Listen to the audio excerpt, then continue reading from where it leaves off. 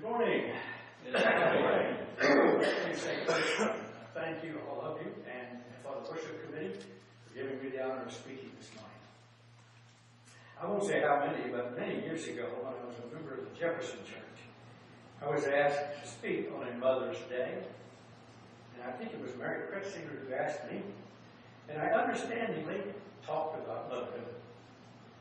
This time I knew the speaking date months ago, but failed to check what day it was.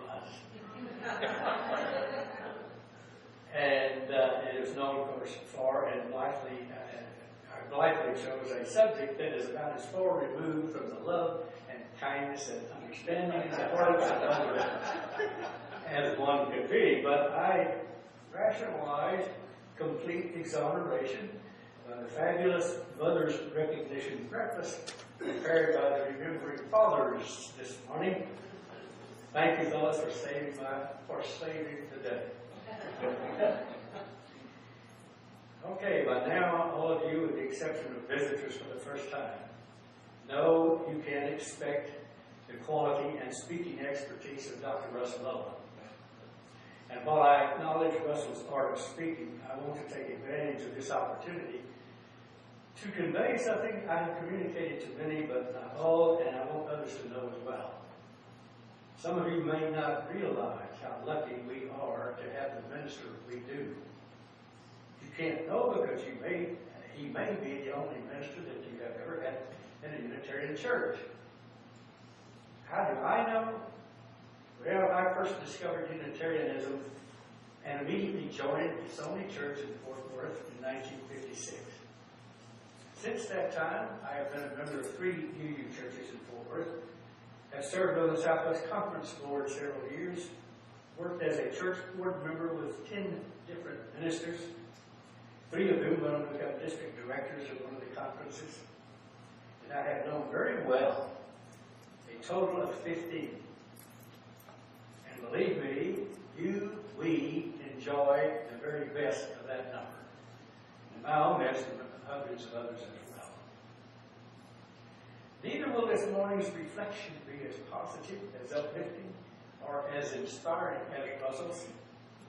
Perhaps because I've been associated over long with that staple of all good UU churches, and that is horrible. I may lean more toward world problems than to positive subjects. The Jeremiah complex, I suspect. We talk a lot about current events in Florida. And let's face it, there's a heck of a lot of bad things going on in our world.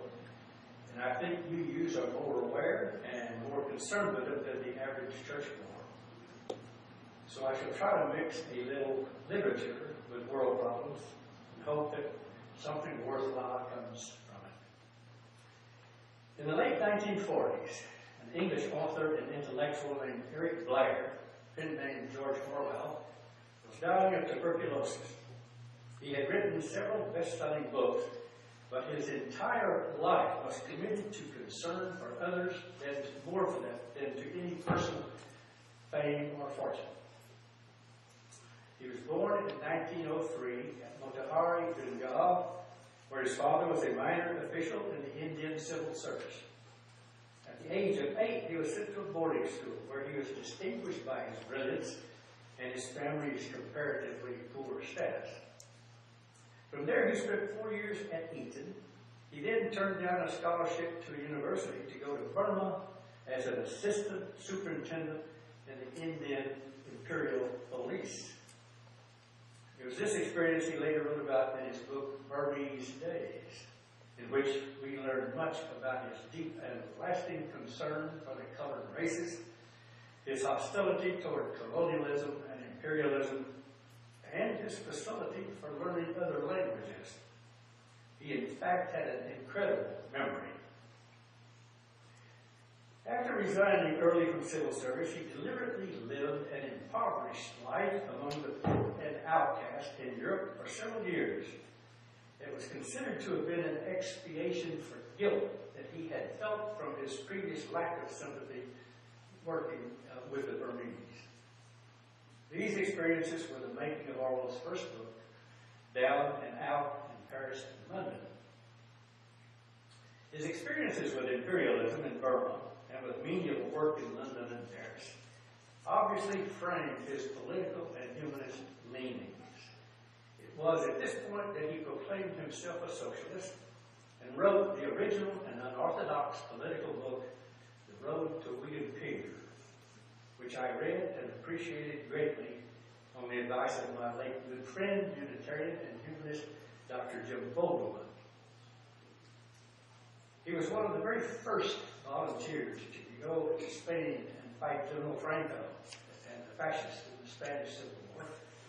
It was this experience that formed his conclusion that the existing Communist Party in Spain was struggling but growing with significant help from the Soviet Union and was just as dangerous and as totalitarian as the fascists. I doubt that this was an easy lesson to learn in the 30s. As a liberal intellectual on the side of the working man, against the cruelties of private wealth, we could also see the fake pulse of a leftist revolution that was betraying itself. Orwell was obviously pretty astute. It is ironic that many communist Britishers supported Orwell for a long time, thinking his opposition to fascism and to elitism equated with communism. Orwell's military service in Spain was ended after 10 dreary months by a fascist sniper's bullet through his neck. It was not lethal, but permanently entered his vocal cords and ended his sojourn in the military. It was from this experience he wrote another award-winning book, Homage to Catalonia. In 1944, at the age of 41, his political fable, Animal Farm, considered by some to be his finest work, had been published, and he was working for the BBC in London. Still a socialist, tirelessly speaking out and writing against fascism and communism, while suffering from incurable tuberculosis, he began to write his great novel, 1984. He had lived hard all his life and all over the world. He had lived in trenches, endured hunger, sickness, the punishing life of working underground in coal mines, had been a prolific journalist, writing many newspaper articles, reviews, serious criticism, and classic essays. Orwell knew long before the English government realized the fact that Germany was planning to attack England.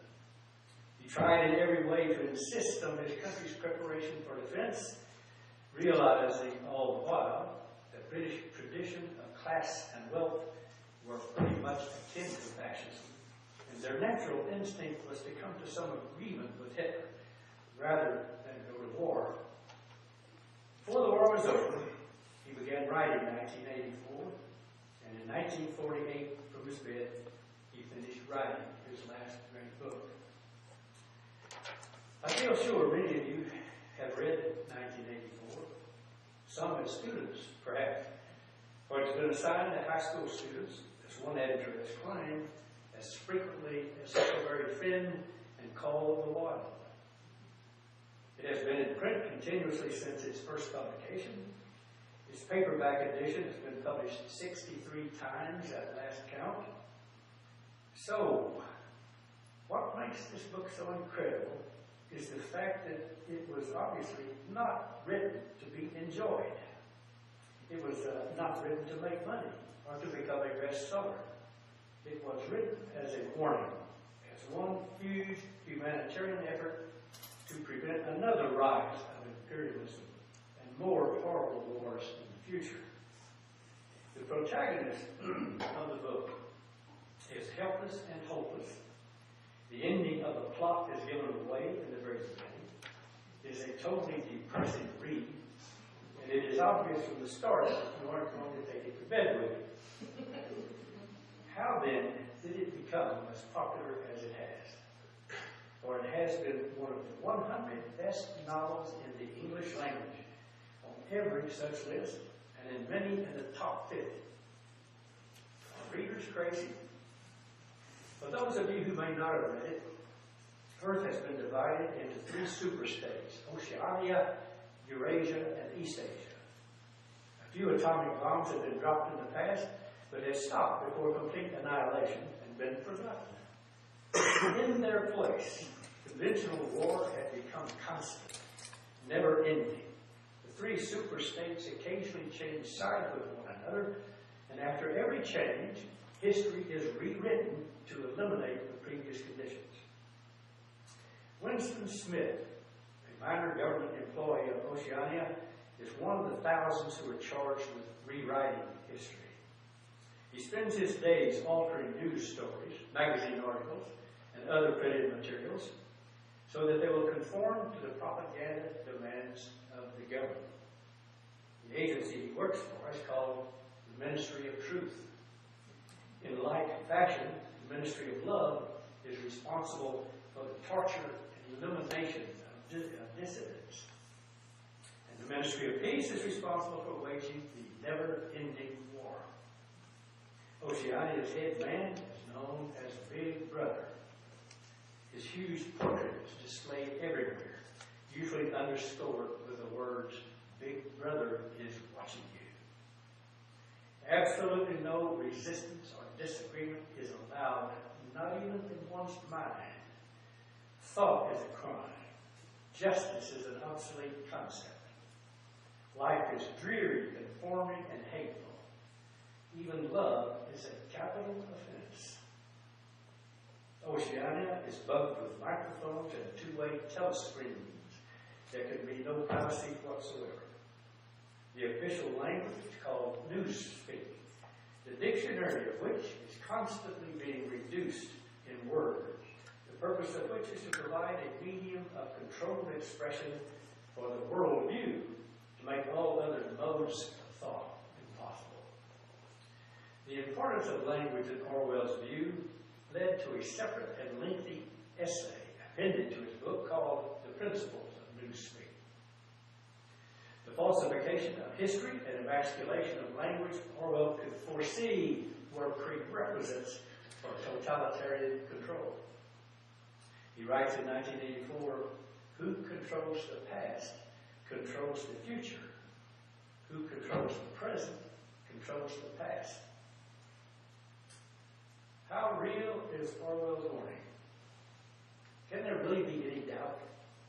When a minuscule number of 533 congressional legislators, 9 justices, and 3 or 4 executive leaders can accomplish essentially what Orwell describes, permanent war and government control of 313 million people.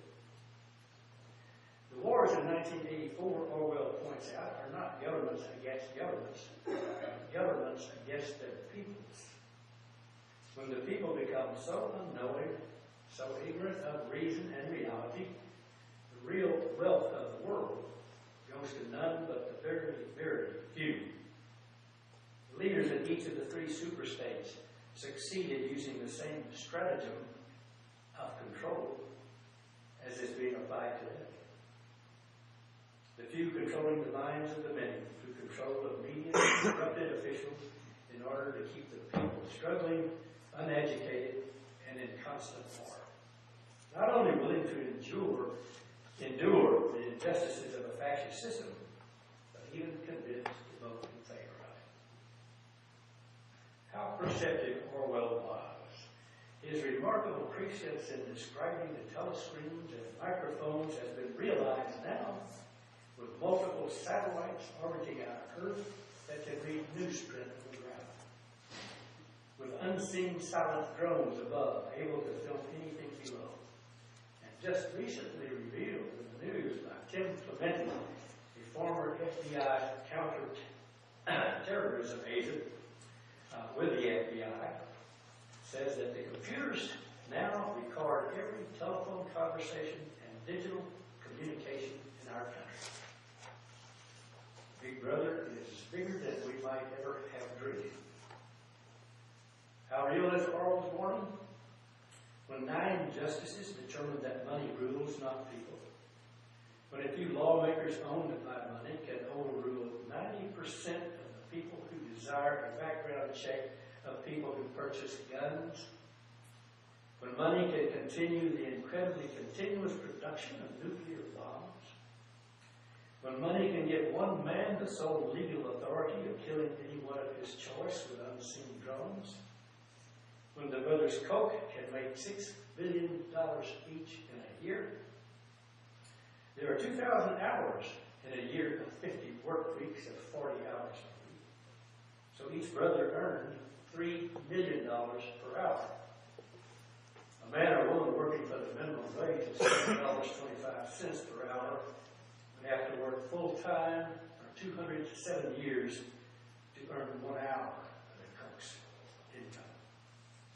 In Forum a year ago, we discussed a chapter or two each week of a great book, Ill Fares the Land, by Tony Judt, J-U-D-T. Judt wrote about the growing inequality in the United States and the United Kingdom, and how this huge income disparity exacerbates so many existing problems.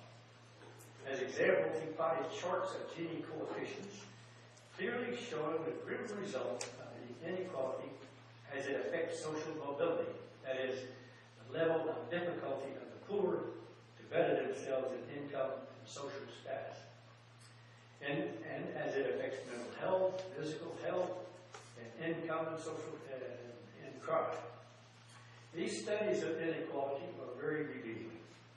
To quote Judd, inequality is corrosive. It rots societies from within. The impact of material differences takes a while to show up, but in due course, competition for status and goods increases. People feel a growing sense of superiority or inferiority based on their possessions. Prejudice towards those on the lower ranks of the social ladder hardens.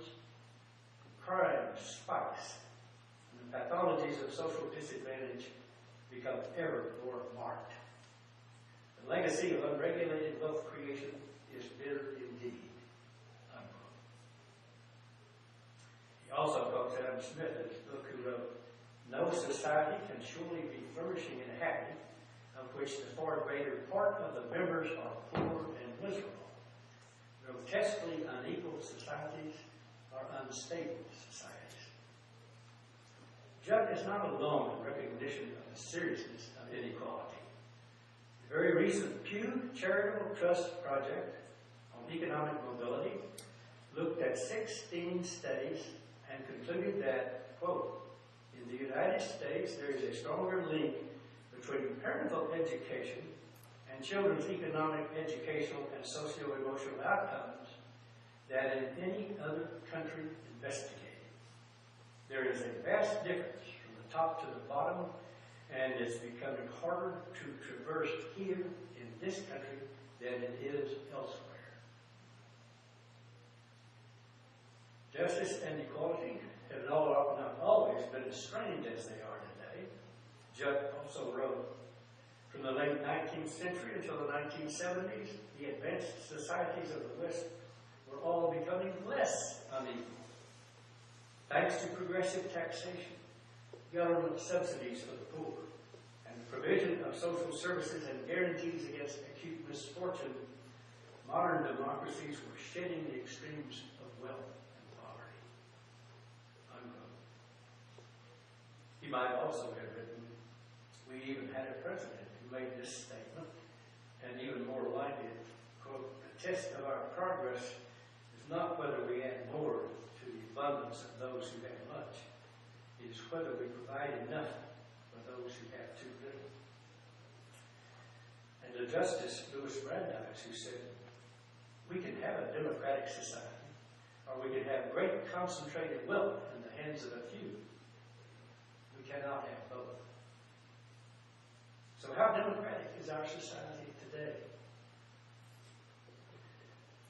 In an effort to assuage some of the anxiety I may have caused in this polemic, I searched for words of hope and found them in Howard Zinn's book, "You Can't Be Neutral on a Moving Train." There you go.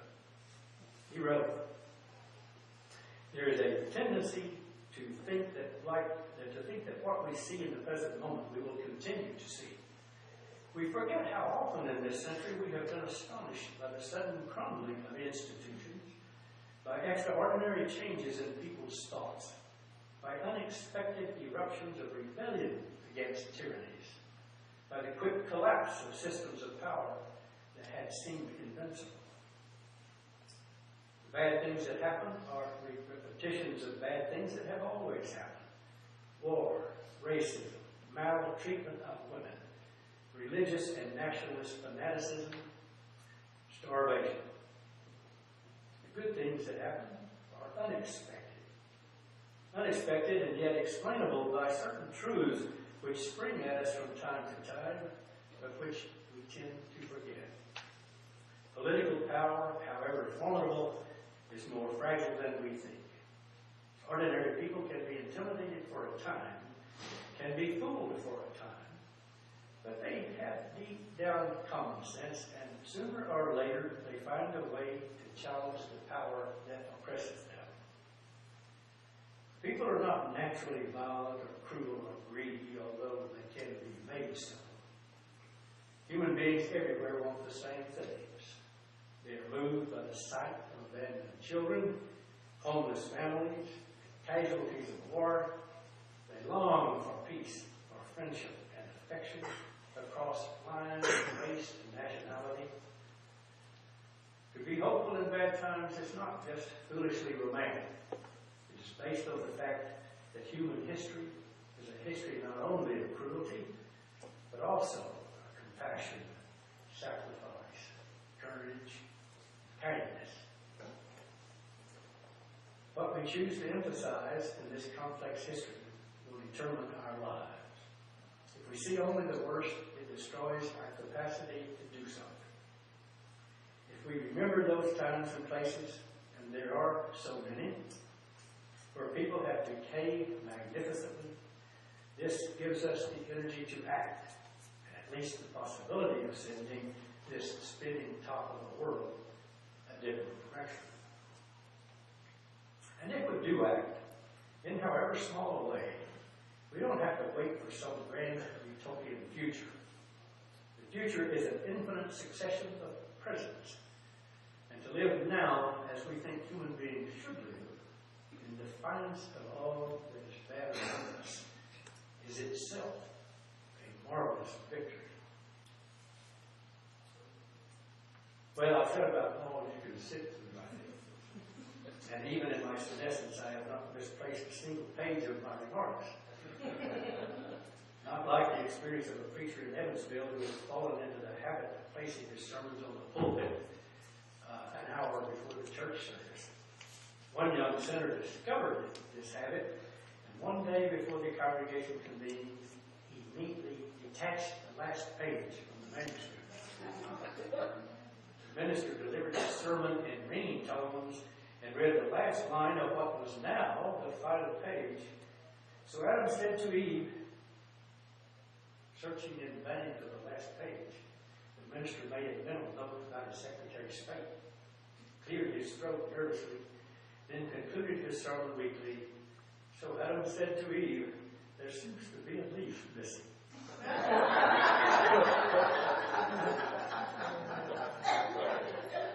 Now, as we rise in body and spirit, join in singing our closing hymn.